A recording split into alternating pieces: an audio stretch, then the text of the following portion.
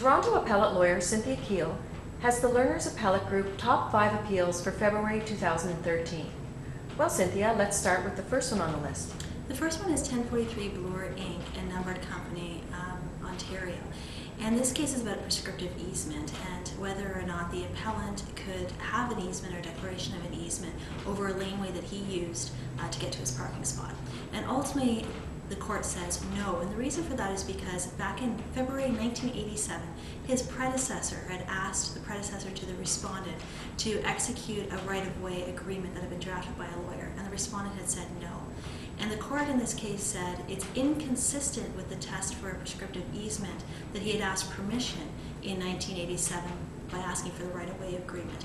Because the test for prescriptive easement means that you need to have used the land for 20 years under claim of right, and having under claim of right is inconsistent with the feeling that you need to ask permission to do so.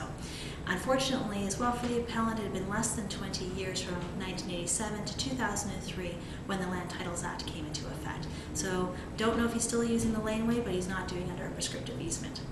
The second case, Blue Mountain Resorts in Ontario, has my favorite phrase of the month: sometimes a swimming pool is just a swimming pool.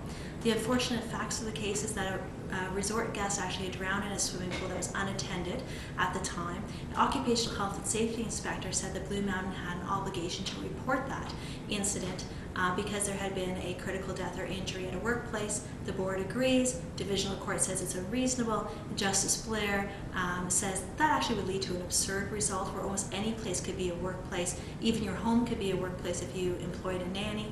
That's not what's intended by this. Rather, we're really looking at worker protection. You should be looking for a reasonable nexus between the hazard that caused the critical death and injury and worker safety.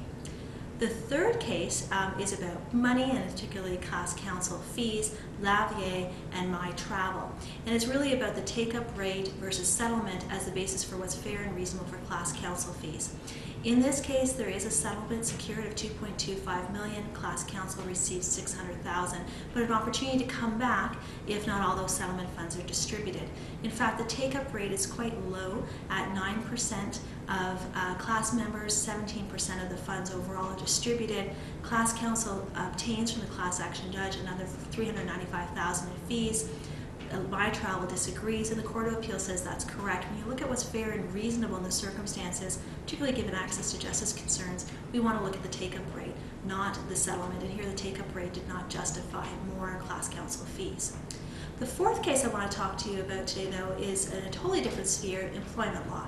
And this is Martin and Concrete, and it goes back to the issue of restrictive covenants.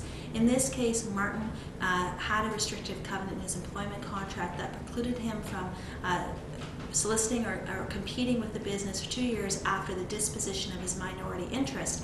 But he couldn't dispose of that minority interest without the approval of the U.S. general parent, the respondents, and subsidiary lenders.